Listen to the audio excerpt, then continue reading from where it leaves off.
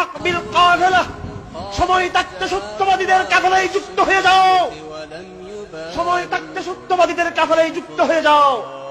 এই কাফেলা নিঃসন্দেহে ইমাম মাহদীর কাফেলা, এই কাফেলা হযরত ঈসা আলাইহিস সালামের কাফেলা। আমরা বুঝি না কে সাতপন্থী, কে দেওবন্দপন্থী, কে ওয়াহাবি, কে আতাহাদি, এসব ধারধারি না। আমরা ধারধারি সালাফের চিন্তার চেতনার ধারধারি।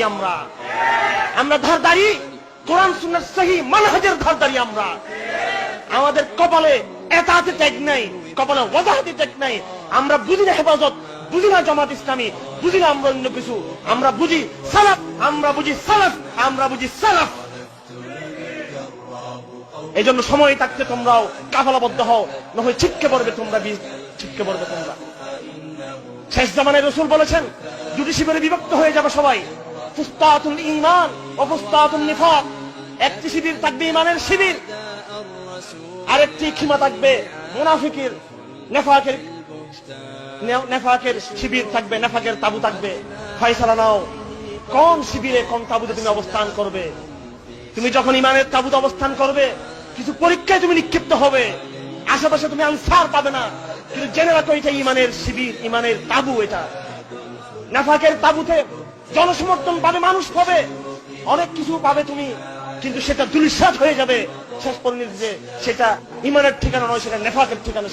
সেটা তোমাকে ঈসা পর্যন্ত পৌঁছাবে না তোমাকে কখনো, সেটা তোমাকে দাজ্জাল দিকে তোমাকে নিয়ে যাবে।